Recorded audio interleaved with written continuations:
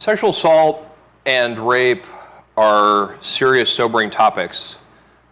One of the most perplexing things about them is we don't treat, talk, or think about them like we would almost any other crime.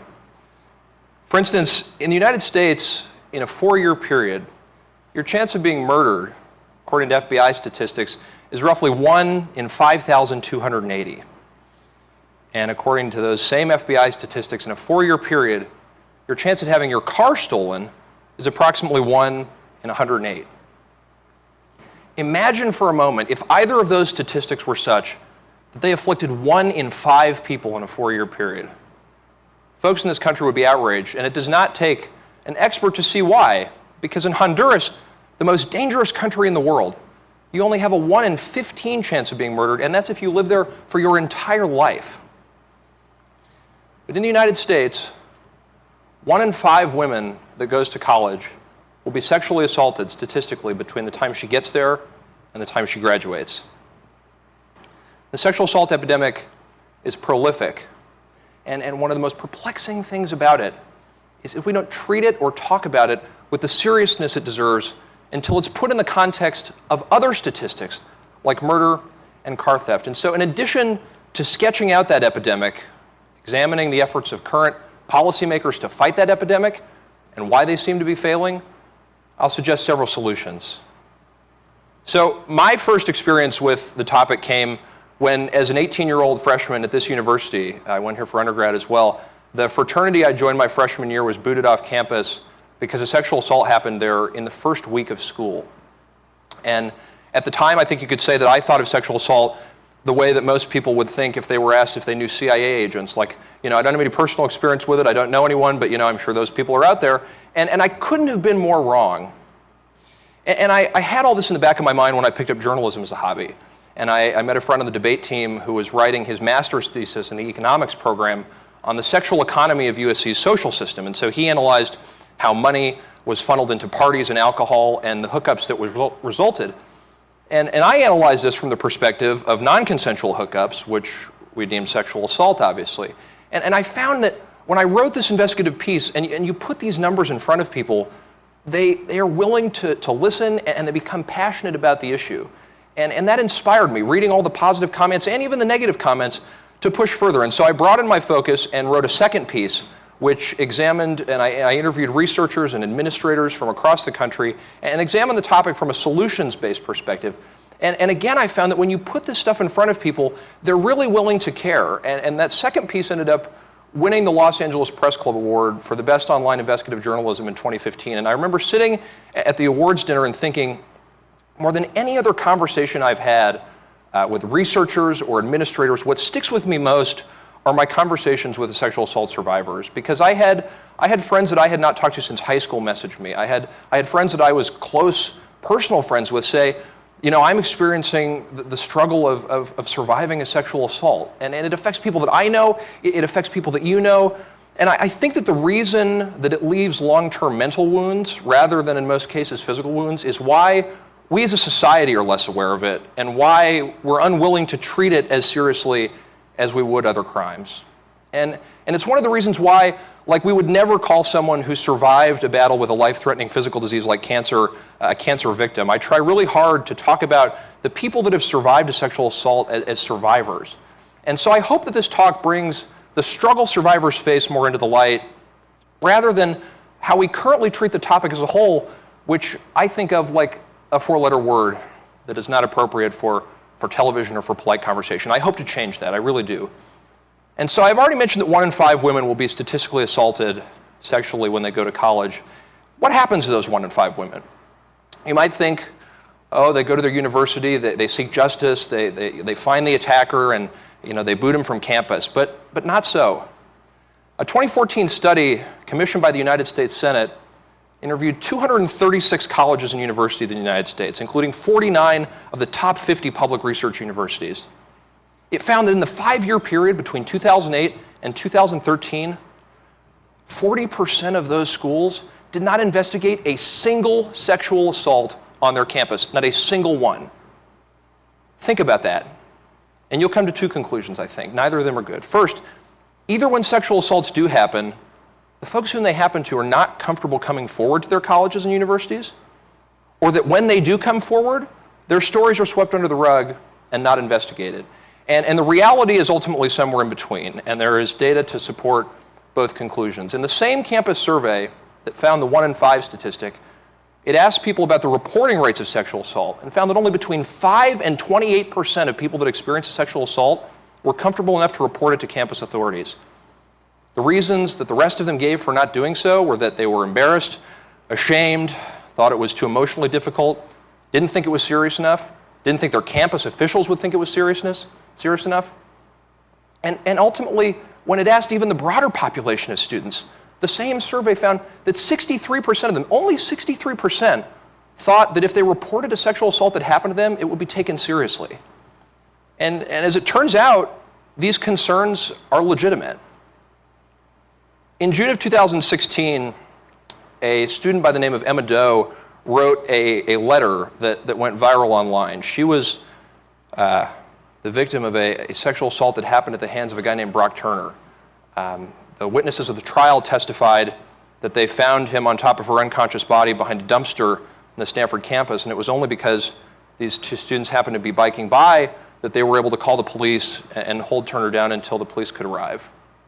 He was convicted of 3 felonies: sexual assault with the intent to commit rape, penetration of an intoxicated person with a foreign object, and penetration of an unconscious person with a foreign object. He was convicted of all 3. And before he was sentenced, the judge allowed Emma Doe to read what became an incredibly powerful and moving letter. She described how he had taken away her worth, and the struggle of surviving the sexual assault combined with answering questions from lawyers and friends who didn't give her the benefit of the doubt was immensely damaging for her. The letter was read on the national news. It was read on the floor of Congress. And the vice president at the time, Joe Biden, wrote a letter to her in which he detailed how proud of her he was for her courage to come forward and talk about this openly. So the prosecutors asked the judge to sentence Brock Turner to 6 years in federal prison for the crimes that he had committed, the 3 felonies that he had been convicted of. And the judge, citing what he thought was an adverse effect that harsh sentence would have, sentenced him to 6 months in jail and probation. And it turned out that because he had only served some time before the trial, and because of good behavior when he was in jail at the start of his sentence, he would only serve 3 months of those sentences before he was released from jail. I know students at the law school who work with people in jails across the state that do more time in prison for drug offenses, for homelessness, for unpaid traffic tickets. And as heartbreaking as the Brock Turner story is, I think one of the most heartbreaking things about the whole situation is that it takes a story of such horror before we're willing to pay attention to this. There are analogous stories of bizarrely lax punishments that are doled out by colleges and universities in cases that never see the light of a formal legal courtroom. At Indiana University, for example, one student's attacker was suspended from classes for a semester after he was found to have committed a sexual assault, but it was a summer semester, which, like many of the college students in this room, he never planned to attend classes for anyways. And when I talk about this stuff, I'm constantly reminded that the plural of anecdote is not evidence. That is to say, a bunch of stories don't necessarily prove a point. And so there is data to back this up. In fact, between 2003 and 2008, only 13 to 30% of men at 130 publicly funded universities in this country were expelled after being found to have committed a sexual assault. And so I think that the rest of them, they must have received, and this has been reported, bizarrely lax punishments. They range from apology letters to community service time. One student was sentenced to social probation, as undefined as that is. The award-winning documentary, The Hunting Ground, even detailed an instance in which one student's attacker, after being found to have sexually assaulted her, was told by his college as punishment to volunteer at a rape crisis center. And so I think the Brock Turner case was the inevitable culmination of these countless stories that happen every single day that we don't hear about. And I think that we should think of these stories as important every single day, even when there's not a headline-grabbing story in the news. And it's that I think informs a discussion of solutions.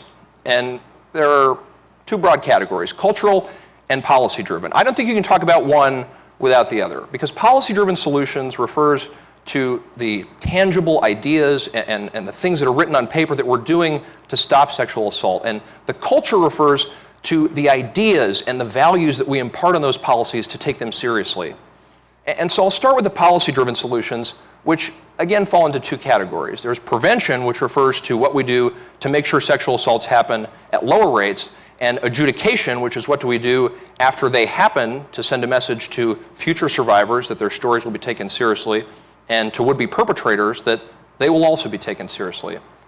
And so I'm going to focus on the prevention category because I think there's some really interesting and eye-opening ideas out there. And the first is pioneered by a guy named David Lissack, who is a national researcher and consultant on this stuff. He talks to universities, the military, and law enforcement. And his research has found that most rapists are serial in nature.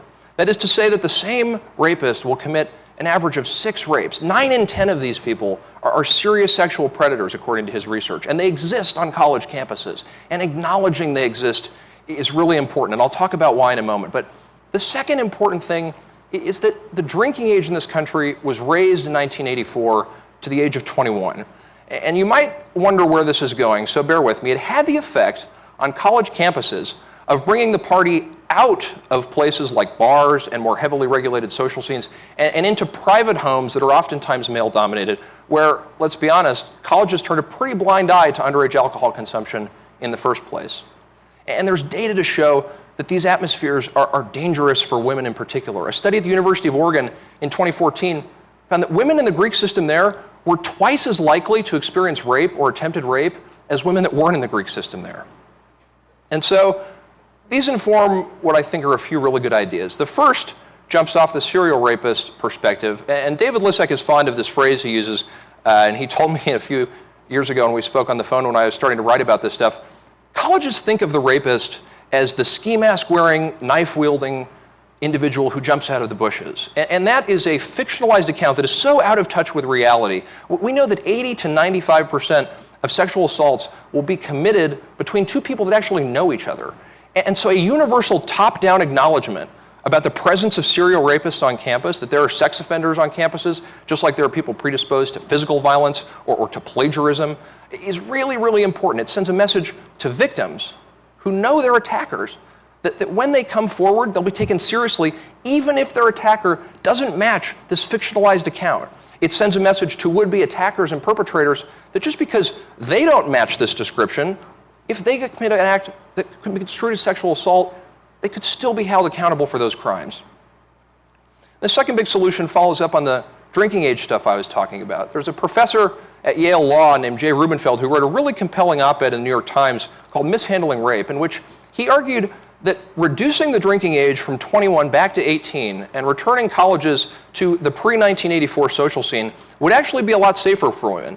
Because before colleges were concerned about who was drinking at the parties and what age they were concerned about where they were drinking and if they were doing it safely. And they still are, but I think returning to an emphasis on colleges that have parties, and this happened, mind you, in public, college-sponsored places where anyone above 18 can drink, that they were focusing on the presence of security officers and providing a safe environment for people to have fun in, and that just doesn't happen as much as it should now. The third solution is informing the way we train people in our consent education programs and our bystander intervention programs with extremely precise language. Because there's good evidence to show that the words we use to describe these crimes actually has a bearing on whether or not someone will commit them. A study of male college students found that a consequence-free environment, 10% of people surveyed, or roughly there, said that they would rape a woman if they knew there were no consequences. But when the survey asked respondents if they would force someone to have sexual intercourse against their will, that number ballooned to over 30%. That 20% of people that aren't willing in their minds to equate the wrongness of rape with the wrongness of forcing someone to have sex against their will are a reachable demographic for colleges and universities that seek to train incoming students about what sexual assault is and why it's important not to do it and why it is against the rules. And I think that we must be careful to design these programs, which are currently full of cartoony scenarios with rosy language and euphemisms, and why we should be willing to call sexual assaults what they are, rapes, because obviously it has an impact on whether or not someone is going to commit them. So I'll conclude with solutions in the cultural-based category, because I think that they're also immensely important. And I've been saying it the whole time, but I can't stress enough that we don't treat or talk about this epidemic like we would almost any other. And nothing exemplified this more to me than a quote I read in the New York Times from back in October. It was from a Donald Trump supporter who was asked about the sexual assault allegations that were swirling around him at this time. And this is what the individual had to say. It's baloney to come out now. They're opportunists. Listen, no man attacks a woman unless she's looking like she's asking for it. And it was in that moment that I really realized why it is so important for people to stand up and call this epidemic an outgrowth of rape culture. And here's why. Because if 1 in 5 women that went to college in America were statistically likely to be murdered, we would say we have a problem with homicide culture. If 1 in 5 women who went to college were going to have their car stolen statistically, we would have no problem saying we have a problem with car theft culture. And so it boggles my mind that people are unwilling to talk about rape culture when we know 1 in 5 women who go to college are statistically going to be sexually assaulted. And it's one of the reasons why, as a guy, I'm so passionate about this too, because I think it's so important for guys to stand up and say that not everyone thinks about women and thinks about this issue like some people that have a greater share of the national spotlight. And so I don't expect everyone to remember every story or every statistic or every solution. But I think we would be so much better off if we all walked away from this thinking about the sexual assault epidemic seriously and as independent in its own right, instead of the tabooness that we might think of certain impolite 4-letter words.